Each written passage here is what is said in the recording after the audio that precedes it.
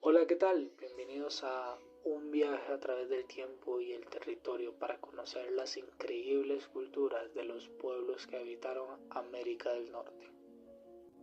Imaginen un continente lleno de vida, un mosaico de paisajes y sociedades.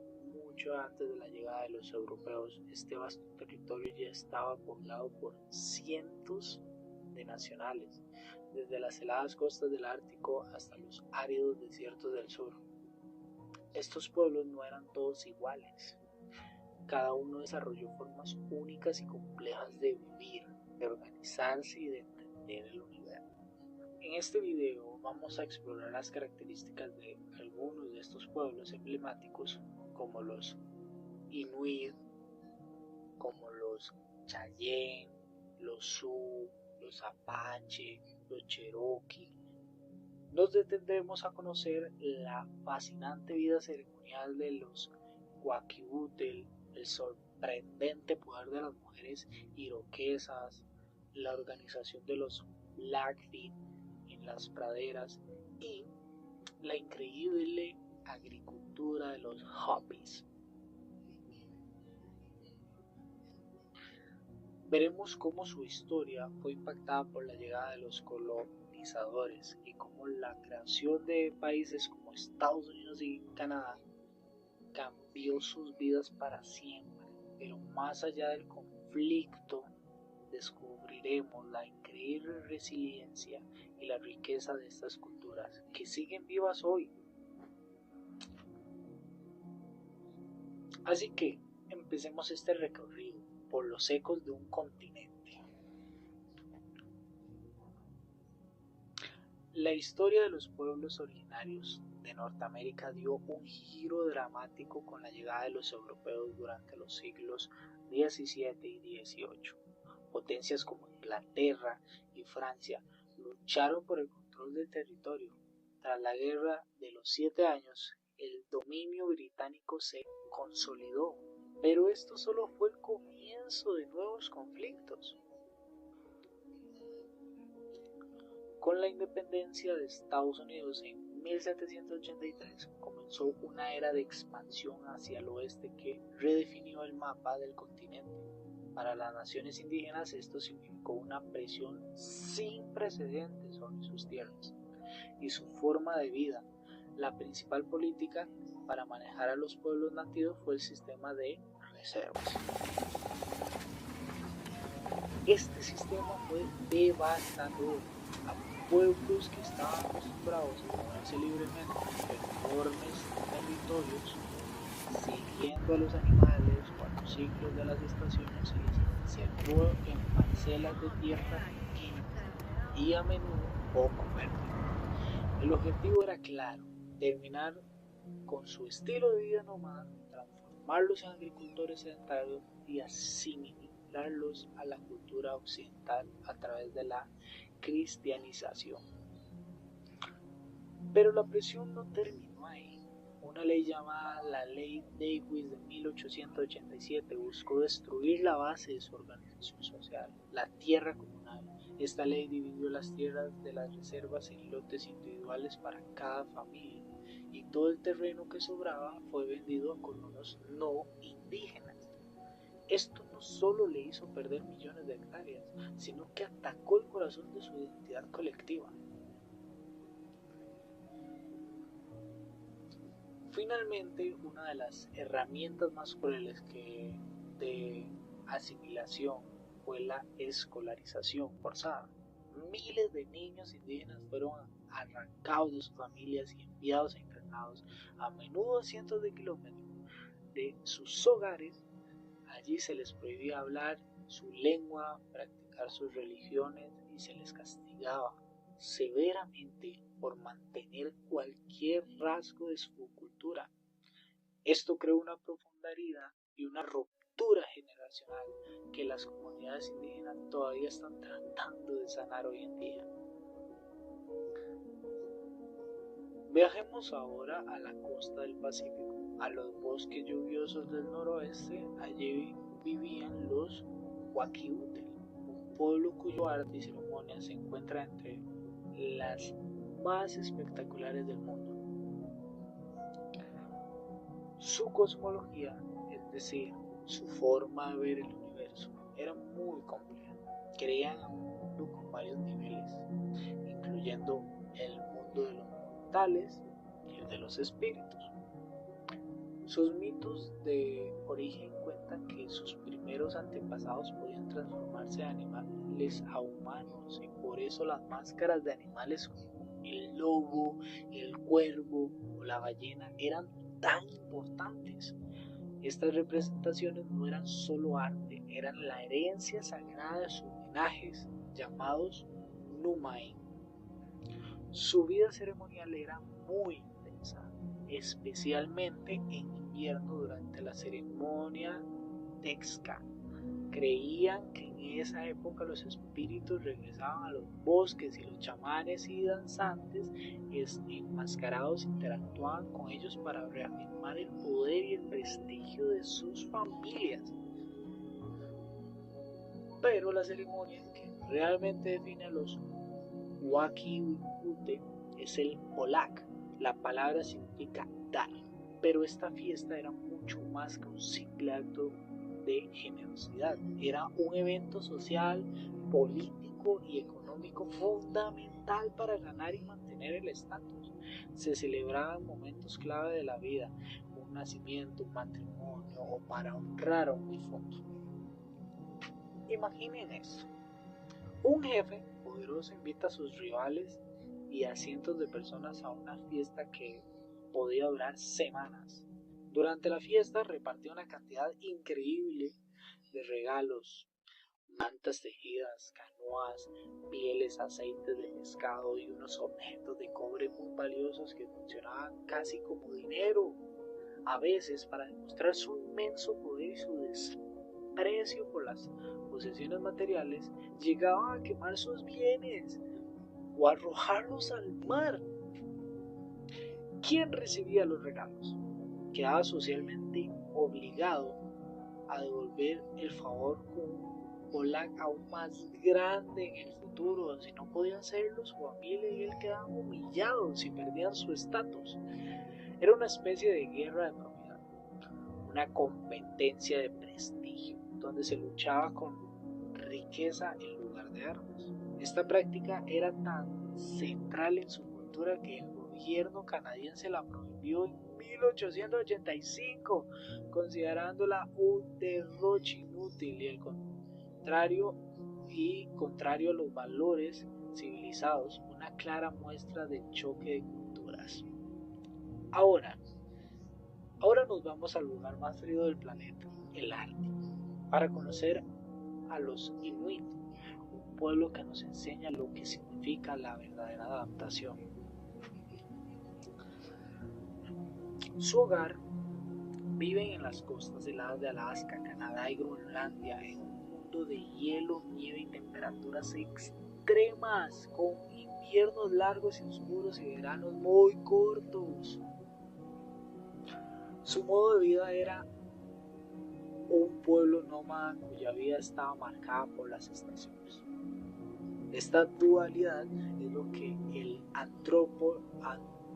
antropólogo Marcel Mauss llamó morfología estacional. En invierno la vida era comunal, las familias se juntaban en campamentos, viviendo en los famosos iglú, en casas semisubterráneas de piedra y huesos de ballena llamados karmak. Cazaban focas en el hielo, un animal del que aprovechaban absolutamente todo.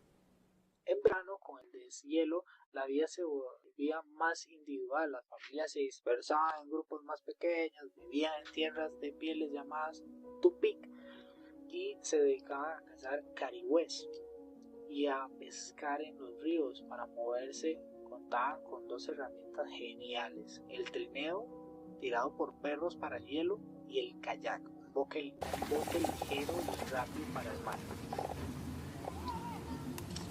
Y ahora, algunos aspectos claves de su cultura. En lo político, no tenía un gobierno central, la familia lo era todo y la cooperación era la ley número uno para sobrevivir. En lo económico, su economía era de subsistencia basada en la caza y el reparto de la comida. La división del trabajo era clara: los hombres cazaban y las mujeres se encargaban de preparar la comida y coser la ropa de piel, que era vital para protegerse del frío. En lo cultural, su mundo estaba lleno de espíritus. Su mito más importante es el de Sedna, la diosa del mar. La leyenda cuenta que su padre le contó los dedos mientras huían en un kayak y cada falange se convirtió en un animal marino: focas, morsas, ballenas, y por eso debían tratar a los animales con respeto para que Sedna les permitiera seguir cazando. ¿Ustedes se imaginan una sociedad donde las mujeres elegían a los líderes políticos? Pues así eran las iroquesas, que se llamaban a sí mismas los Haudenosaunee. Su sociedad era matrilineal, lo que significa que todo lo importante, la herencia, el clan, los títulos, pasaban por la línea de la madre. El centro de su vida era la casa larga, una gran vivienda comunal donde vivían varias familias emparentadas, y la jefa de esa casa era la matrona, la mujer mayor y más respetada. El poder de las mujeres iroquesas era inmenso y se notaba en tres áreas principales.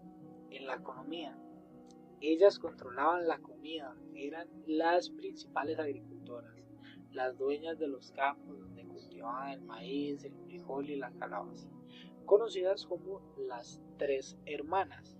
Como controlaban las provisiones, tenían la última palabra. Si los hombres querían ir a guerra, las matronas decidían si les daban comida o no. En esencia, podían vetar una guerra. En lo político, esto es lo más sorprendente. Aunque los jefes de la famosa Liga Iroquesa eran hombres, eran las matronas quienes los elegían para el cargo. Y no solo eso, si un jefe no cumplía con sus deberes, ellas mismas tenían el poder de destituirlo. Y en lo social, también organizaban los matrimonios y tenían poder sobre la vida y la muerte de los prisioneros de guerra. Podían decidir si un cautivo era ejecutado o adoptado por una familia para reemplazar a un ser querido fallecido. Este sistema de poder no era casualidad, estaba conectado a sus creencias más profundas. Su mito de la creación habla de la mujer del cielo, una figura divina que cayó de la tierra y trajo consigo las semillas de las plantas, creando un vínculo sagrado entre las mujeres, la tierra y la vida misma. Ahora nos adentraremos en el corazón del continente. Las vastas praderas, el dominio del bisonte y los pueblos como los Blackfeet. Su subsistencia era el bisonte. Este animal era el centro de su universo. Les daba todo: carne para comer, piel para sus casas cónicas, los tipis y su ropa, y huesos para hacer herramientas. La llegada del caballo que obtuvieron a través del comercio fue una revolución. Los convirtió en jinetes expertos y en los cazadores más eficientes de las llanuras.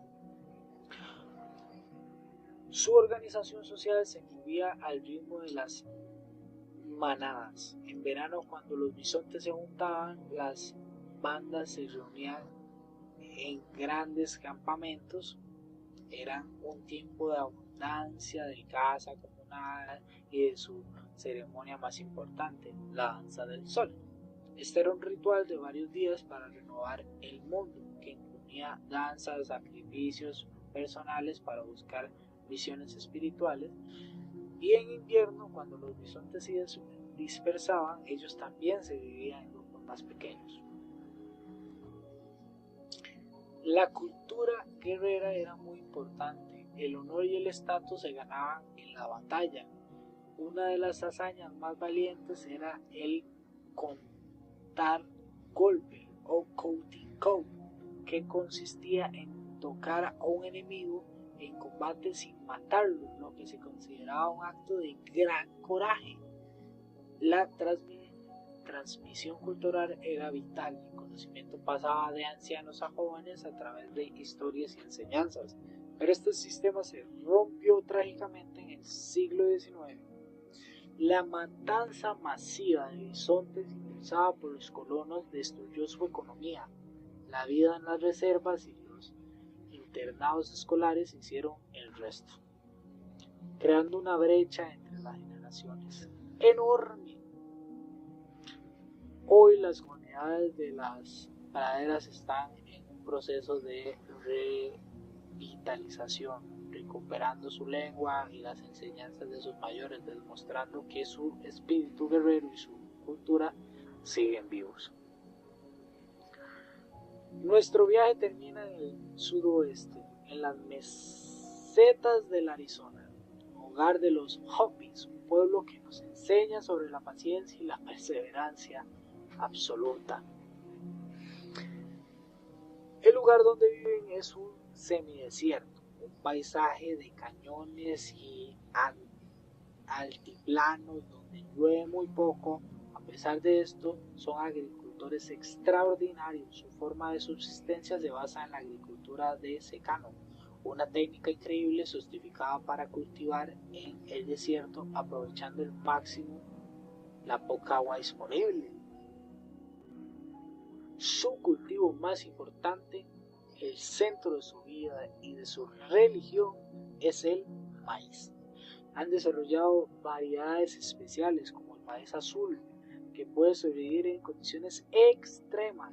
Para los Hopis, el maíz es sagrado, está presente en todas sus ceremonias, desde el nacimiento hasta la muerte.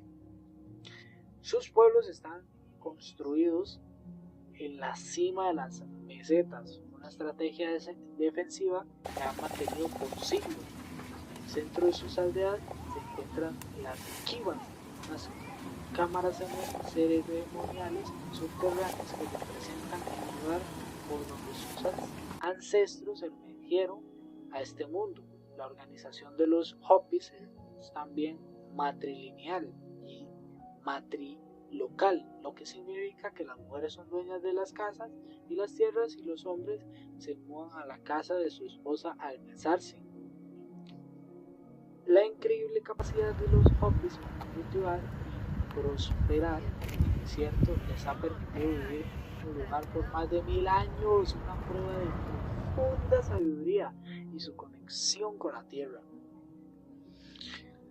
Hemos visto apenas un destello de la inmensa riqueza cultural de los pueblos originarios de América del Norte. Cada uno con su propia historia y su propia sabiduría nos enseña una lección sobre la vida, la comunidad y la relación con el mundo que nos rodea. Y es que a pesar de los enormes desafíos que han enfrentado, sus culturas no son cosa del pasado, están vivas, son dinámicas y continúan luchando por su futuro, por sus lenguas y por su lugar en el mundo. Como parte de mi conclusión y que he aprendido, lo que más me impresiona es cómo estas culturas tan diferentes entre sí compartían un profundo respeto por la naturaleza y un fuerte sentido de comunidad. Me enseña que hay muchas formas de ser próspero y que no todas tienen que ver con la riqueza, al menos no la material. Y esta lección pienso aplicarla en mi carrera. Esto me servirá para tener una mente más abierta y para valorar las diferentes perspectivas. Me recuerda que las soluciones a los problemas de hoy pueden encontrarse en la sabiduría del pasado y en el respeto por otras formas de conocimiento. Muchas gracias por acompañarme en este viaje.